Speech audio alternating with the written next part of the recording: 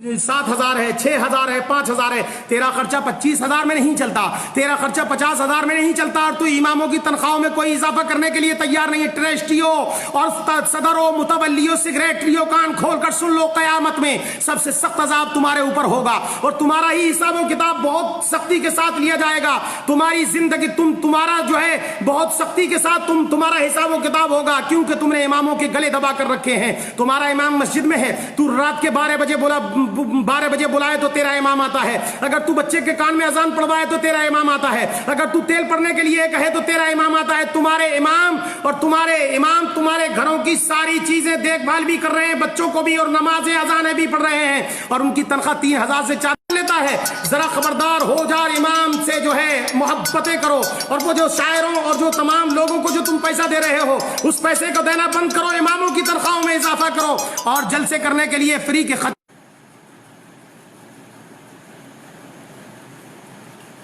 خطیبوں کو پیسہ دینے سے بہتر یہ ہے کہ اپنے اماموں کی تنخواہوں میں اضافہ کر دو, تاکہ قیامت میں تم سے حساب و کتاب.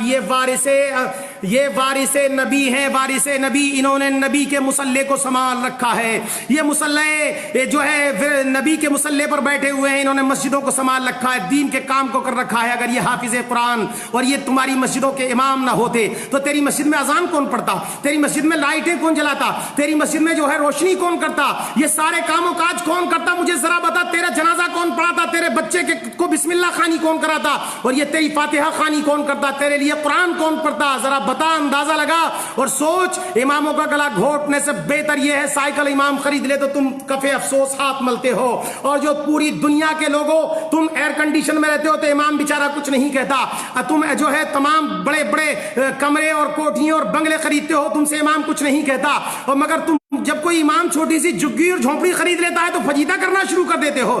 جگہ جگہ چغلی کے اڈے کھول رکھے ہیں تم نے, اماموں کی برائیاں کرنے پہ لگے ہوئے. 1,000 نیکیاں کرتا ہے امام, 1,000 اچھے کام کرے, اگر کوئی غلطی ہو جائے اس سے تو تم پکڑ لیتے ہو. سنو ظالموں, ڈاکہ ان دکانوں میں پڑتا ہے جن میں مال ہوتا ہے, جن میں ہیرے اور جواہرات ہوتے ہیں, جن کے اندر دولت ہوتی ہے, ان دکانوں میں چوری ہوتی ہے. جن مکانوں میں کچھ نہیں ہوتا, جن دکانوں میں کچھ نہیں ہوتا, ان میں چوری نہیں ہوتی. اس سے پتہ یہ چلتا ہے کہ امام بیکا اس لیے تھا کہ اس کے پاس ایمان کی دولت تھی, شیطان اس کا اس لیے پیچھا کر رہا تھا. تیرا پیچھا کیا کرتا, تو خود ہی شیطان ہے, تیرا پیچھا کیا کرے گا شیطان؟ تو امام کا پیچھا اس لیے کیا کہ اس کے پاس دولت ایمان تھا, وہ قوم کا پیشوا تھا. ظالموں, ان اماموں کے ساتھ بدتمیزیاں کرنا بند کر دو. جب تک کوئی قوم بلندی تک نہیں پہنچتی, جب تک کہ اپنے پیشواؤں کی عزت نہیں کرتی. تم نے دنیا کی, تیری 25,000 تنخواہ ہو تو تیری پور نہیں پڑتی, 50,000 ہے مولانا پھر بھی کمی رہ جاتی ہے. تیرے بہترین کپڑے اور تمام کے تمام انتظام و انسرام دیکھ کے امام نے کبھی آہ نہیں کری. مگر سن,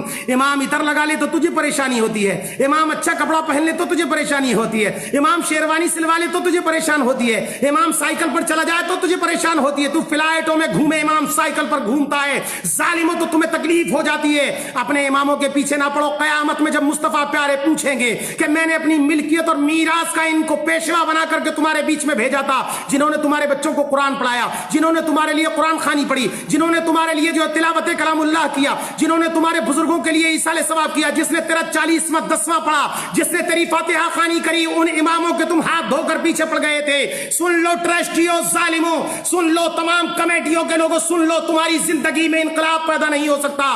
تم اپنے گھروں کے خرچے مسجدوں اور مدرسوں کے چندوں سے چلاتے ہو, اور اس کے باوجود امام اگر تمہاری پول پٹی کھول دے تو اماموں کے نہا دھو کر پیچھے پڑ جاتے ہو, طرح طرح کے الزامات لگاتے ہو, عیب لگاتے ہو اماموں پر, اور لگانے کے بعد انہیں مسجدوں سے نکال دیتے. کوئی کہتا ہے 5 سال ہو گئے امام صاحب کو, جلدی نکالو. اور کوئی پوچھے جناب انہوں نے غلطی کیا کی, بولے نا امام کو زیادہ دن نہیں رہنے دینا چاہیے, ان کے تعلقات بہت اچھے بن گئے ہیں. پتہ یہ چلا کہ امام زیادہ دن رہے گا تو تیری ساری خبر رکھے گا. تو کتنا پیسہ مدرسے مسجد کا کھاتا ہے اس کو خبر ہوگی, تو مسجد کے کتنے مال کو دباتا ہے اس کو خبر ہوگی. تیری پول کھول دے گا وہ امام. اس لیے تو ان اماموں کی مخالفت میں لگ گیا. جلدی کرو, اس کو ایسا نہ ہو کہ ہمارے راز کھل جائیں, ہماری پول پٹی کھل جائے, ہماری زندگی جو ہے غرق ہو جائے اور لوگوں میں ہماری جوتیوں دال بٹنے لگ جائے، اس لیے اماموں کے پیچھے پڑتے ہو ظالموں۔ اماموں کی تنخواہ بڑھاؤ، بڑے بڑے خطیب آتے ہیں، شعراء آتے ہیں، بڑے بڑے 25-25 ہزار لے کر جاتے ہیں اور تم ایک ایک رات میں دے دیتے ہو۔ امام کی 3500 روپے تنخواہ، امام کی 3000 روپے تنخواہ، کبھی تو نے سوچا اور امام سے پوچھا کہ تمہارا 2500 میں خرچہ کیسے چلتا ہے،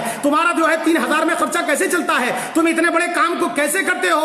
تو نے کبھی نہیں پوچھا، امام سے آ کر ایک مرتبہ بھی نہیں پوچھتا کہ تیرے بچوں کو کپڑے بنے کہ نہیں بنے ہیں، تیرے بچے کی بیماری کے لیے کوئی علاج کا انتظام و انسرام ہے کہ نہیں ہے۔ امام بخار میں پڑا رہے کمرے میں، ایک بھی مقتدی آ کر نہیں دیکھتا، ایک بھی جو ہے مدرس پڑا رہے اسے آ کر کے نہیں دیکھتا۔ ظالموں، تم پر لازم ہے کہ تم اپنے اماموں کی خبر کرو، اور یہ تم پر کورونا وائرس کا جو عذاب آیا ہوا ہے سن لو، یہ صرف اور صرف تمہاری بدتمیزیوں اور اپنے پیشواؤں کی جو کے اوپر جو ہے ظلم